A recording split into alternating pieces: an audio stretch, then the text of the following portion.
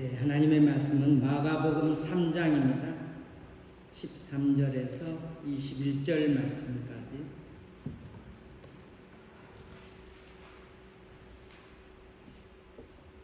우리 한 절씩 교독하도록 하겠습니다. 마가복음 3장 13절 제가 먼저 읽습니다. 또 산에 오르사 자기가 원하는 자들을 부르시니 나아온지라. 이에 12를 세우셨으니 이는 자기와 함께 있게 하시고 또 보내사 전도도 하며 귀신을 내쫓는 본능도 가지게 하려 하심이더라. 이 12를 세우셨으니 시몬에게는 베드로란 이름을 더하셨고 또 세베대 아들 야고보와 야고보의 형제 요한이니 이 둘에게는 보아너게 곧 의레의 아들이란 이름을 더하셨으며 또 안드레와 빌립과 바돌로메와 마테와 도마와 알페오의 아들 야고보와 및 다데오와 아나냐인 시몬이며 또 가룟 유다니 이는 예수를 판 자더라.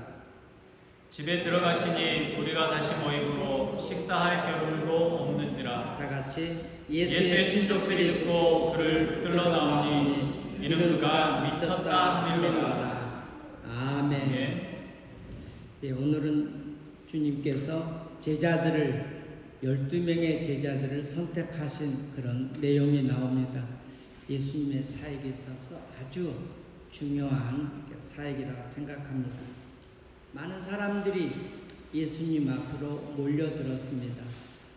예수님께서 병자들을 많이 치료해 주시고 또 귀신도 내어 쫓으시고 이러한 소문들이 계속 퍼지면서 이제 예수님 앞으로 많이 몰려들었습니다.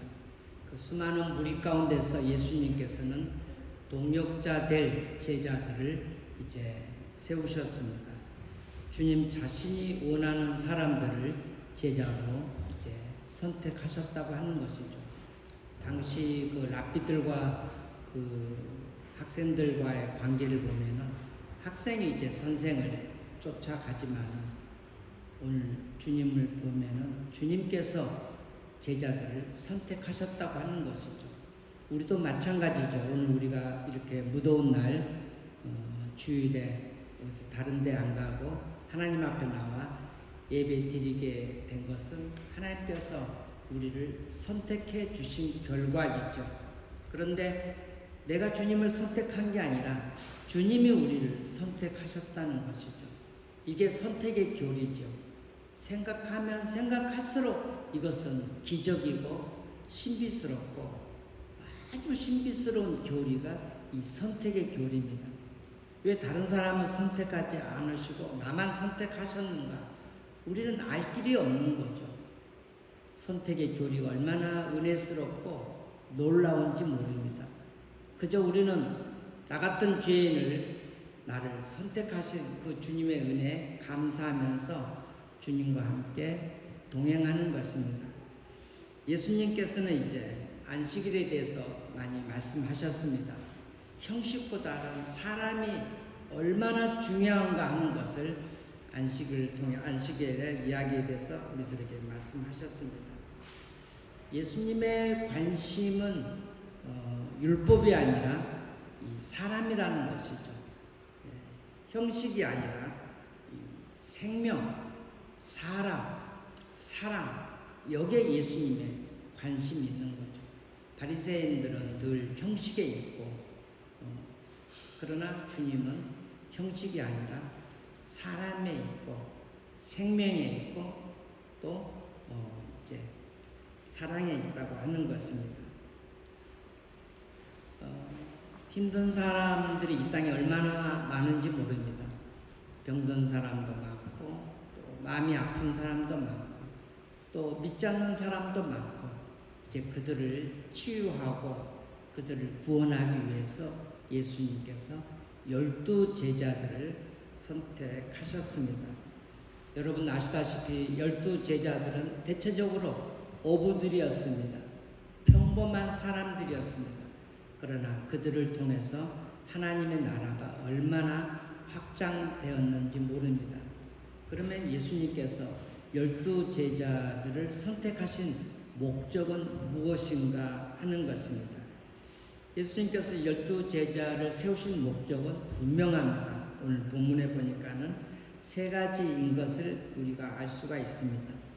예수님께서 12제자를 선택하신 목적은 첫 번째로 예수님께서 자신과 함께 하시기 위해서 제자들을 선택하셨다고 하는 것이죠. 13절 14절입니다. 또 산에 오르사 자기가 원하는 자들을 부르시니 나아온지라. 이에 12를 세우셨으니 이는 자기와 함께 있게 하시고. 아멘. 예. 주님께서 원하신 자들을 12명을 선택하셨다고 하는 것입니다. 제자들의 사명은 나가서 많은 일을 행하는 게 아니라 먼저 해야 할 일이 뭐죠? 먼저 해야 할 일은 예수님과 함께 시간을 보내는 것입니다. 사울이 바울이 됐죠. 바울이 이제 다메섹 도상에서 부활하신 예수님을 만나고 광야에서 3년을 보냈는데 주님께 훈련받았던 시간들이었죠. 제자들은 먼저 주님과 함께 보내는 시간이 있어야 되는 것입니다. 방금 우리가 찬양했잖아요. 뭐라고 찬양했어요? 주님만이 왕이시다. 주님만이 왕이시다고 찬양했는데 왕이신 주님과 함께 시간을 보내는 게 가장 중요하다는 것을 말씀하고 있습니다. 당시 제자들에게도 중요했고 오늘날 목사님이나 저나 이 사역자들에게 중요하고 그리고 여러분들도 마찬가지입니다. 여러분들도 지금 주님의 제자잖아요. 그러면은 나가서 전도하는 게 급하지요. 그것보다 더 먼저 우선적으로 우리가 해야 할 일은 뭐예요? 주님과 함께 영적인 시간을 갖는 것, 영적인 교제 시간을 갖는 것, 영적인 어떤 친밀함을 갖는 이 시간이 절대적으로 중요하다는 것입니다. 이때는 아멘 할 건데, 아멘? 예. 아멘은 그렇습니다. 예. 주님과 함께 있으면서 예수님의 말씀도 듣고 또 예수님의 삶을 보면서 이제 훈련받는 것입니다. 사람을 대하는 태도라든가 주님의 메시지라든가 주님의 그런 언어와 삶을 통해서 제자들이 하나하나 이제 배우는 것입니다. 이 제자 훈련이라고 하는 것은 어떤 단순히 어떤 정보만 얻는 게 아니죠. 지식만 얻는 게 아니죠.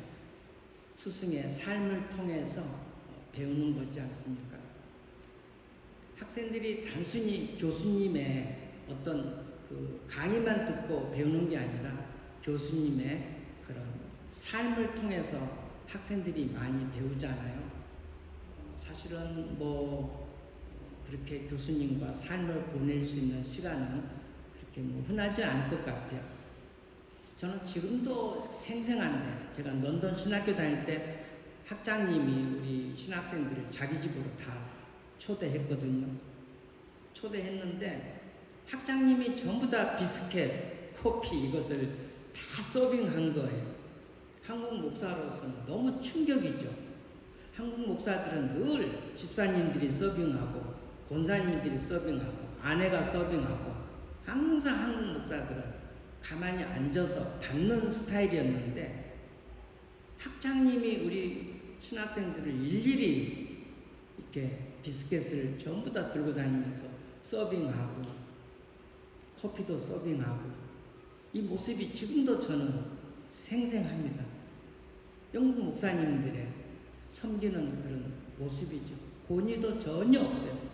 학장님 차인데 어디 저기 쓰레기 박물관으로 보내야 될 오래된 차를 타고 다니시는 거예요. 우리나라 신학교 총장 정도 되면은 진짜로 고급차 타고 다니는데 이 신학교 학장님의 차는 아주 중고차, 호르만 그런 차를 타고 다니면서 이렇게 성도들을 섬기고 그 모습이 늘 도전적이었고 그리고 이제 아침에 신학교 수업에 채플 시간에 이제 교수님이 설교를 하시는데 이 영국 교수님이 울면서 설교한 것은 나는 처음 본 것 같아. 좀처럼 영국 교수님이 설교할 때 우는 모습은 지금이나 옛날에는 보기가 거의 힘든데 학장님이 우시면서 울먹이면서 설교를 하시는데 지금도 그게 너무 생생한 거죠. 그 학장님의 그 삶의 모습에 대해서 우리 신학생들이 늘 지금도 얘기합니다. 런던 신학교 졸업한 친구들이 그때 그 학장님을 잊을 수가 없다고. 자, 예수님의 12 제자로 부름받은 이 친구들은 먼저 나가서 전도하고 병 고치고 귀신 쫓아내고 이것보다 급한 것은 예수님과 시간을 보내는 게 중요하다는 것입니다.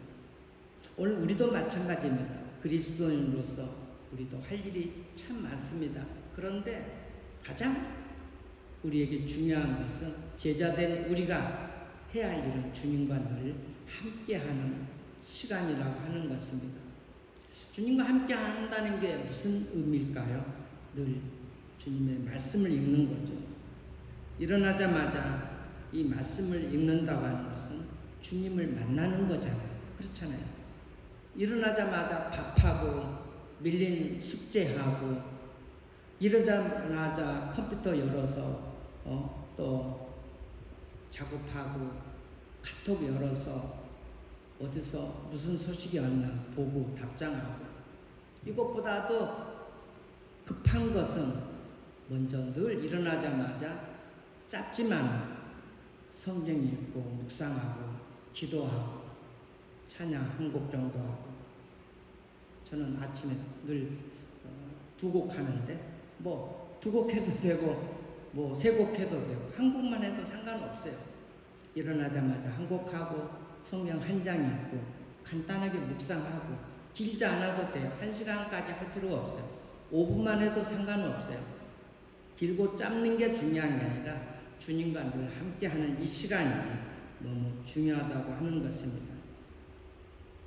마르다와 마리아 두 자매가 있었죠. 마르다는 언니고 마리아는 동생이죠. 둘 다 훌륭한 자매들이죠. 근데 마리아가 예수님께 칭찬을 받았던 거죠. 뭐 마르다가 잘못해서 그랬을까요? 마르다도 잘했죠. 근데 너무 일을 많이 했어요. 주님 저기 계시고 제가 열심히 일하겠습니다.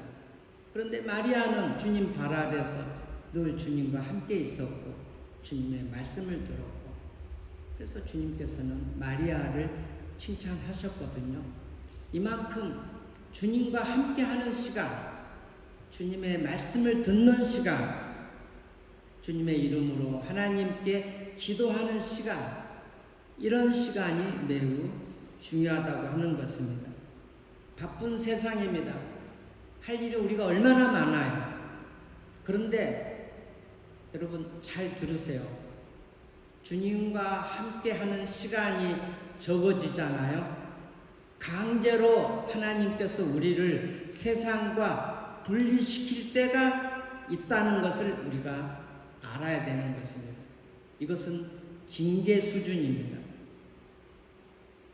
갑자기 몸이 아프게 해서 병실에 혼자 있게 만든다든가 갑자기 친한 사람으로부터 배신을 당해서 너무 큰 상처를 입고 혼자 있게 된다든가 부도가 나서 혼자 있게 한다든가 여러 사건들을 통해서 하나님께서 강제로 우리를 홀로 있게 만들어 버린다는 것이죠. 왜? 주님께서는 우리와 함께 있기를 원하는데 우리가 너무 바빠서 이리 뛰고 저리 뛰다 보면은 어느 날 하나님께서는 개입하셔서 어떤 사건을 통해서 우리를 강제로 세상과 분리시키고 하나님과 나와 단둘이 있게 만드신다는 것입니다. 이것은 좋은 상황이 아닙니다. 어려운 상황입니다. 그런데 결과론적으로는 이 시간이 그 사람을 살리고 회복시키는 시간이 되는 겁니다. 예를 들어볼까요? 야곱이죠. 야곱은 하나님을 믿으면서도 늘 장꾀를 부리는 사람입니다. 이 잔머리의 대명사가 누구예요? 이 야곱입니다. 늘 하나님의 호주머니 뒤져가지고 빼내는, 하나님의 이름을 안 부르는 게 아니에요. 하나님의 이름을 부르지만은 늘 자신의 이익을 위해서 하나님을 찾은 사람이에요. 장꾀가 많고 잔머리가 늘 많고, 그런 그가 어느 날 이제 하나님께 붙들리게 되는 거죠. 예삼촌 나반의 집에서 20년 동안 한참 일하다가 많은 재산을 얻었습니다. 이제는 고향으로 가야 될 때가 됐습니다. 그래서 고향으로 가려고 하는데 웬걸 야곱의 형 에서가 죽인다고 훈련된 군인 400명 군사를, 용사들을 데리고 있습니다. 너는 오기만 하면 죽인다고. 왜? 야곱이 잘못한 게 뭐예요? 팥죽 한 그릇에 거짓말 형 쳐서 형 장자권을 뺏어버렸잖아요. 에서가 분노가 있는 거죠. 너는 오기만 하면 난 죽인다고. 야곱에게는 부족한 게 하나도 없어요. 모든 게 풍족합니다. 딱 하나, 형 에서와 화해만 하면 되는 거예요. 근데 그게 야곱에게는 제일 마음에 걸리는 거예요. 그래서 야복강을 건널 때 어마어마한 그 가축들을 보냅니다. 이것은 다 형한테 보내는 뇌물입니다. 뇌물.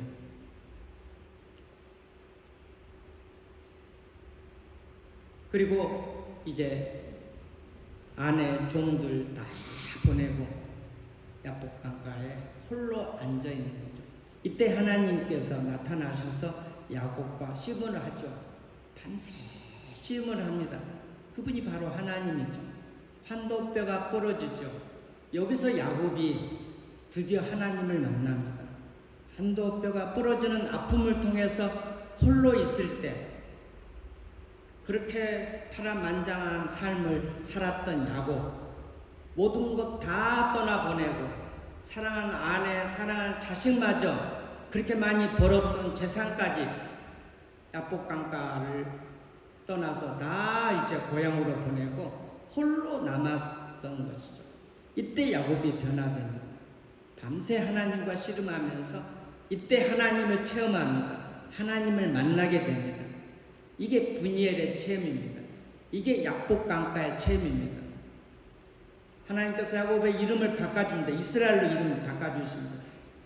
야곱의 인생에 있어서 터닝 포인트가 되는 야복강가의 사건은 야곱과 하나님 홀로 있었을 때 일어난 사건이라고 하는 것이죠. 오늘 우리도 마찬가지입니다. 하나님과 나와 홀로 있을 때 어마어마한 사건들이 일어납니다. 내 마음도, 내 분노도, 내 상처도 치유가 되고 회복이 되고, 말씀 읽고 기도하고 찬양하고, 그리고 나를 위해서 십자가에서 못 박히신 주님을 묵상할 때 분노도 좀 가라앉고 상처도 좀 가라앉고, 이게 회복이 되는 것입니다. 주님이 우리의 마음을 만져주시는 것입니다. 아멘. 하나님과 함께하는 시간, 주님과 함께하는 시간이 오늘 우리들에게는 꼭 필요하다고 하는 것입니다. 자, 주님과 계속 함께만 있을 수는 없는 거죠. 이제 나가서 일을 해야 되지 않습니까? 두 번째는 주님께서 제자들을 보내서 전도하시게 합니다. 16절, 19절은 이제 예수님의 제자, 12명의 제자들 이름이 쭉 나옵니다. 14절을 보니까는 또 보내사 전도도 하며, 이제 주님과 영적인 교제를 한 다음에 제자들이 해야 할 일은 나가서 전도하는 것입니다. 제자들은 예수님의 곁에 하루 종일 머물러만 있어서는 안 되는 것이죠. 이제 나가서 전도를 해야 되는 것이죠. 우리가 한 달에 한 번씩 성찬식 하는데, 다음 주에 우리 정 목사님이 설교하시면서 성찬식 하게 되는데, 성찬식이 중요하지만은 성찬식보다 더 중요한 게 우리는 나가서 전도하는 것, 이게 중요하다고 하는 것입니다. 제자들은 전도자가 되어야 되는 것입니다. 오라 하면은 주님께 가고 가라 하면은 또 우리는 가야 되는 것입니다. 이게 제자입니다. 제자. 이 예수님의 12 제자들이 나가서 전도하면서 끼친 영향력은 어마어마합니다. 그들은 주님을 만났고 비록 가방끈이 짧은 학식이 적은 어부들이었지만 성령 충만함을 받고 나가서 복음 전하는 그 결과는 유럽을 뒤집어 놨고 온 세계를 다 뒤집어 놨고 어마어마한 영향력을 끼쳤다고 하는 것입니다. 그렇습니다. 오늘 우리도 마찬가지입니다. 여러분 주님을 만나셨습니까? 주님을 만난 사람은 뛰기 시작합니다. 심장이 뛰기 시작하는 것입니다. 베드로가 성령 충만해서 뛰기 시작했고 야고보도 뛰기 시작했고 삭개오도 뛰기 시작했고 남편이 5명이나 있었던 사마리아 여인도 우물가에서 내 앞에 계신 위대인의 남자 그가 하나님의 아들 메시아라는 것을 깨닫고 나의 과거와 현재와 미래와 모든 것을 다 알고 계신 메시아 주님의 아들 하나님의 아들 예수님을 만나고 뛰기 시작합니다. 사마리아 동네에 나가서 와 보라고 나의 과거와 현재와 미래와 이 모든 것을 다 알고 계시는 하나님의 아들 메시아 예수 그리스도를 내가 만났다 하면서 사마리아 여인이 뛰기 시작합니다.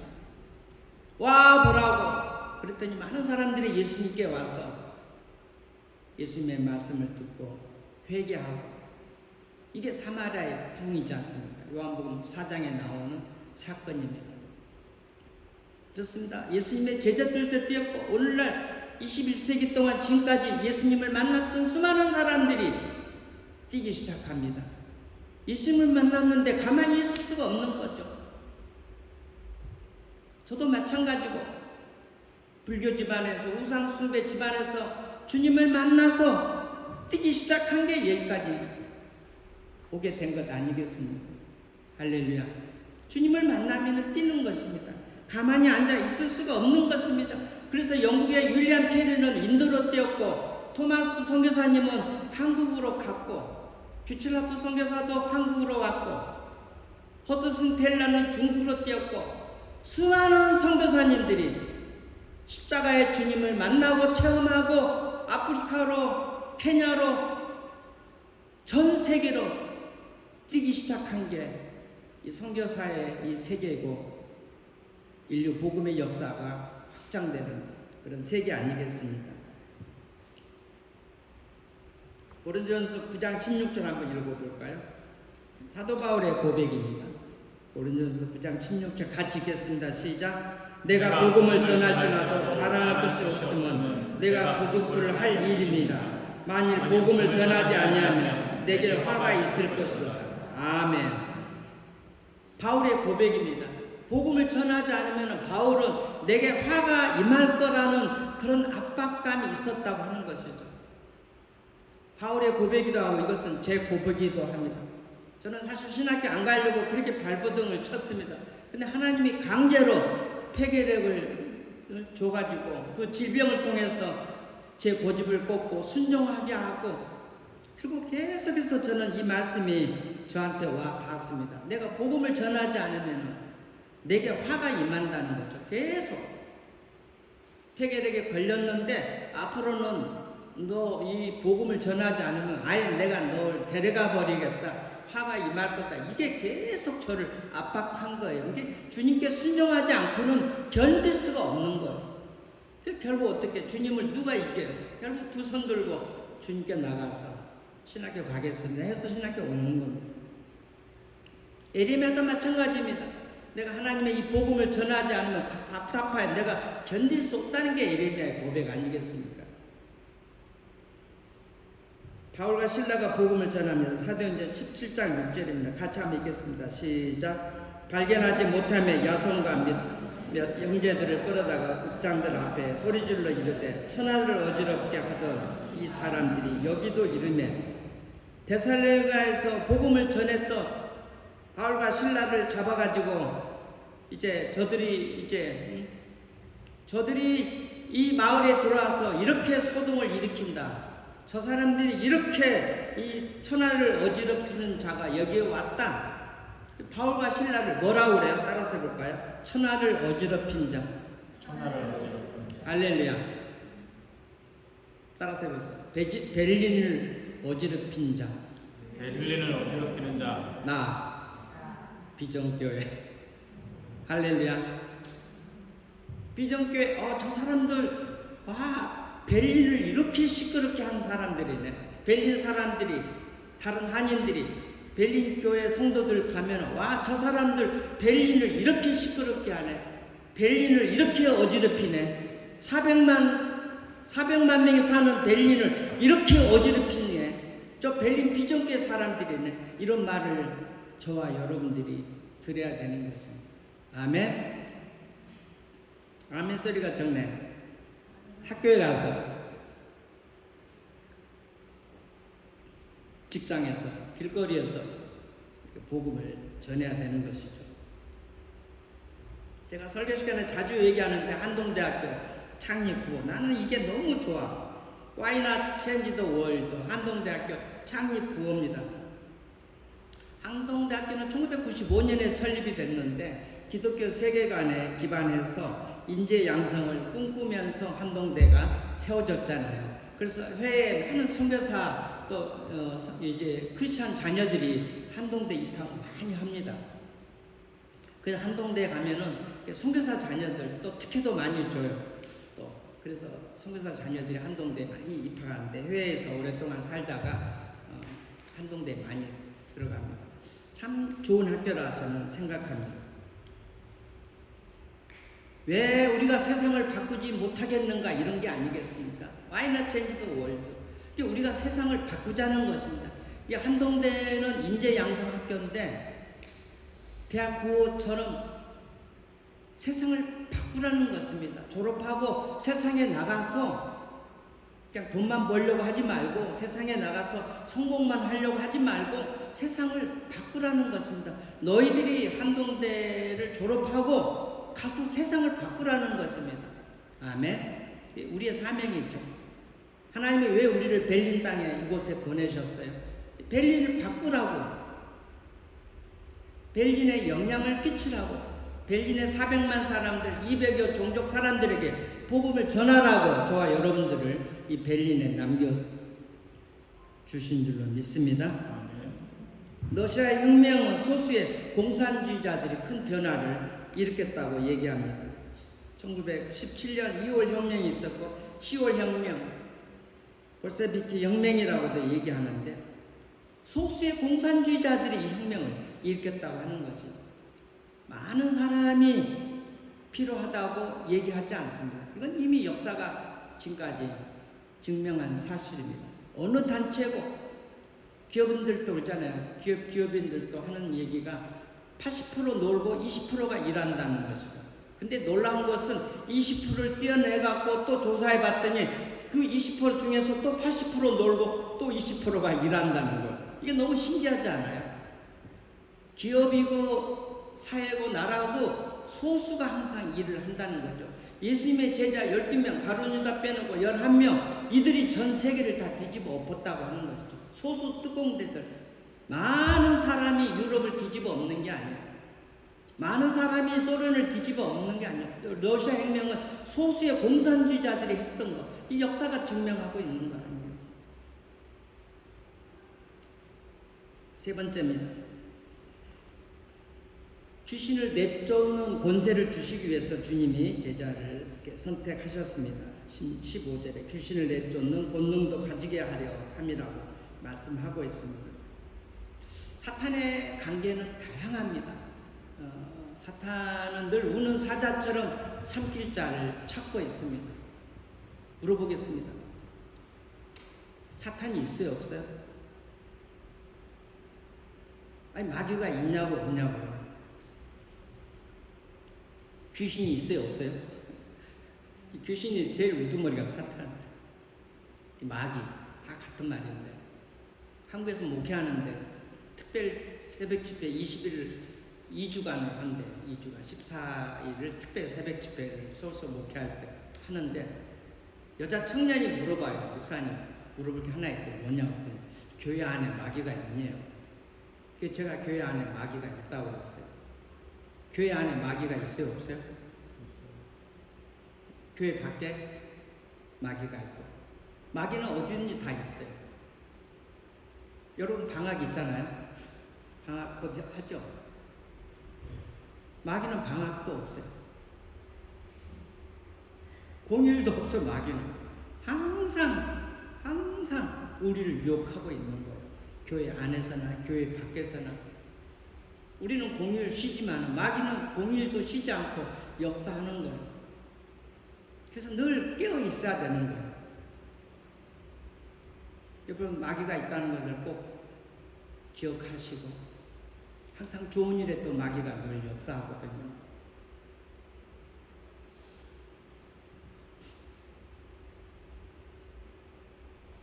함부르크에서 목회할 때 이 부부가 꼭 주일날 싸워. 하고 주일날 싸우다가 교회까지 앞에까지 왔다가 또 안 와버려. 둘 다 집에 가버려. 또 어떤 경우는 남편은 가버리고 아내만 교회에 들어오는 경우도 있고. 지금 우리 교회 청년들 가운데 있어요. 부부 청년들 가운데도. 근데 여기 청년은 지금은 없는데 딴 데로 갔는데 교회 앞에까지 와서 싸우더라고. 아니 들어올 때가 됐는데 안 들어와. 근데 일부러 내가 차에 간척하고 그 앞에 지나갔지. 그래도 싸우고 있더라고. 한참 있다가 들어와. 그래도 이 부부는 집에는 안 가고 와서 예배는 드리더라고. 예배 끝나고 또 싸우더라고. 이야, 싸우고 집에 간 부부도 있고 싸우더라도 그래도 예배에 참석하는 부부도 있고. 마귀가 언제 가장 역사하냐면 주일 아침에 역사를 많이 해요.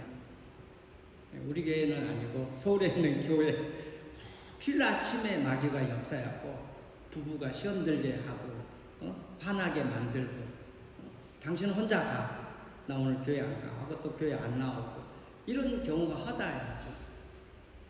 주일뿐이겠습니까 마귀가. 그럼 뭐 평일은 쉬는가.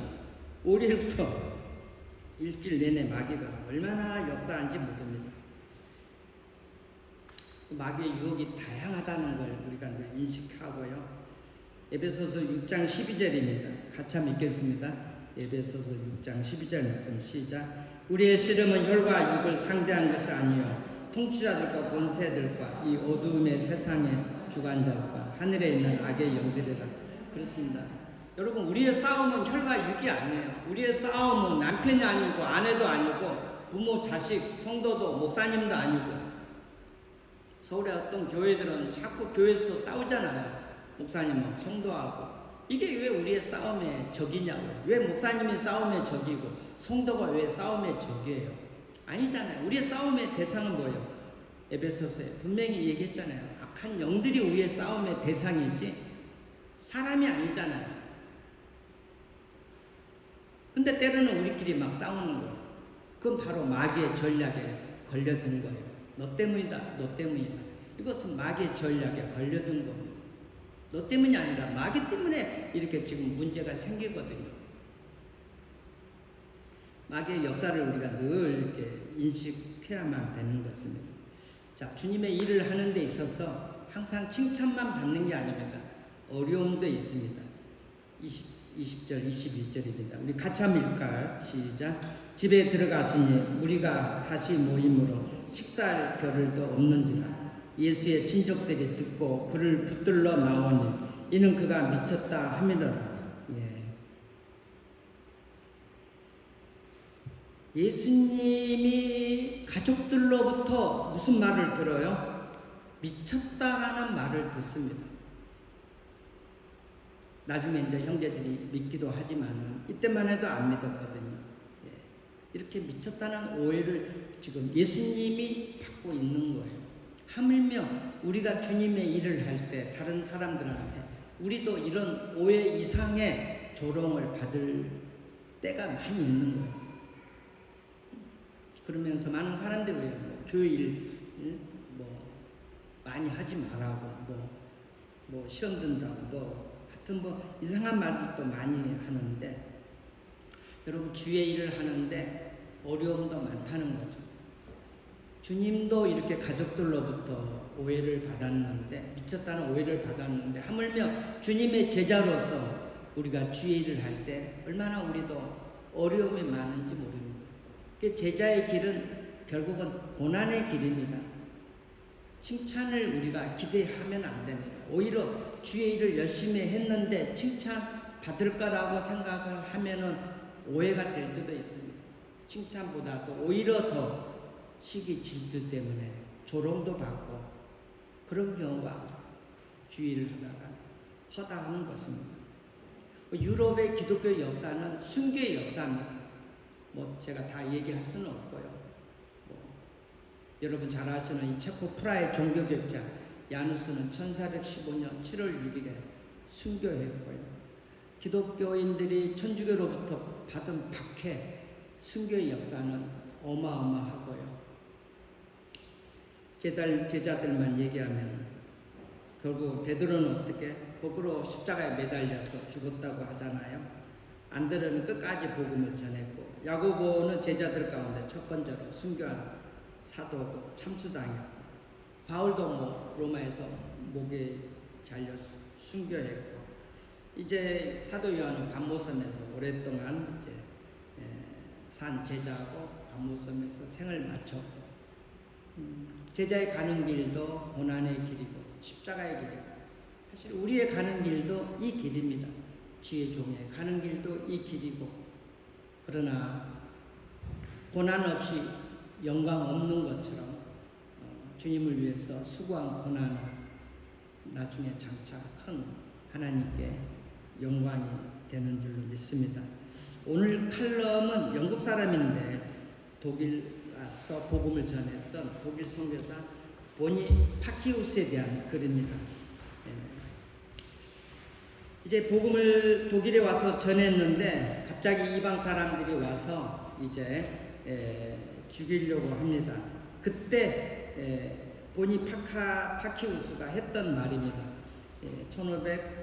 754년 사건입니다. 보니 파키우스가 뭐라고 했는가? 우리 함께 같이 읽겠습니다. 싸우지 마시오. 육체만 죽일 수 있을 뿐 영혼을 죽일 수 없는 자들을 두려워 마시오. 그리스도와 함께 영원히 다스리기 위해 이 순간의 죽음을 믿음으로 받아들입시다. 그래서 754년에 이방인들에 의해서, 이교도들에 의해서 순교를 당했습니다. 사랑하는 성도 여러분, 주님 따르는 길이 쉽지는 않습니다.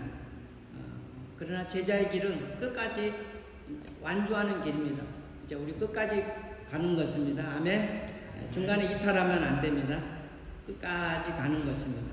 그리고 주님과 늘 함께하는 시간이 중요합니다. 그래야 전도할 수 있는 능력도 없고요, 귀신도 내어줄 수 있는 권세도 주님과 함께 있는 시간을 통해서 얻게 되는 것입니다. 주님과 함께 하면서 기도하면서 거기서 주님으로부터 능력을 받아서 지혜와 총명을 받아서 나가서 전도하고 귀신도 쫓아내고 또 많은 사람들을 살리는 사역을 하게 되는 것입니다. 저와 여러분들이 주님의 참된 제자로서 이 벨린 땅에서 많은 사람들을 살리는 그런 사역이 되기를 바랍니다. 아멘. 오늘 말씀 생각하면서 우리 함께 같이 한번 기도하겠습니다. 주님, 저희들 너무 바빴습니다. 주님과 함께 하게 하여 주옵소서. 말씀 믿고 기도하고 찬송하는 주님과 영적인 교제 시간을 지금보다 더 많이 갖게 하여 주옵소서. 나가서 복음을 전하게 주옵소서. 지옥으로 달려가는 영혼들이 많습니다. 내 인생을 변화시켜버렸던 그 예수 그리스도를 이제 담대히 전하게 하여 주옵소서. 귀신들이, 악한 영들이 늘 역사합니다. 믿음으로 이겨내게 하여 주시옵소서. 제자의 길을 믿음으로 걸어가게 하여 주옵소서. 이런 은혜 달라고 함께 같이 기도하겠습니다. 걸어가시고 전능하신 하나님 아버지, 은혜를 감사합니다. 부족하지만은 저희들을 제자로 삼아 주시니 감사합니다. 주님과 함께하는 시간이 많아지게 하여 주옵소서. 말씀 읽고 기도하고 찬양하는 시간이 많아지게 하여 주옵소서. 그리하여 주님으로부터 능력을 얻어서 주어진 학업과 그리고 직장생활, 사업과 모든 삶을 잘 살게 하여 주시옵소서. 전도하게 하여 주옵소서. 악한 영들을 믿음으로 이기면서 승리하게 하여 주시옵소서.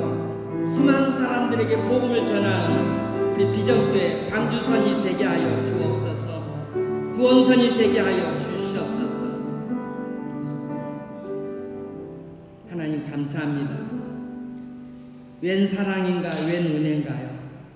한없이 부족하고 어부들처럼 참 보통 사람이고 별 볼 일 없는 저희들을 주님 제자로 불러주시고 선택하여 주셔서 이렇게 오늘도 하나님 앞에 나와 예배하게 하시니 감사합니다.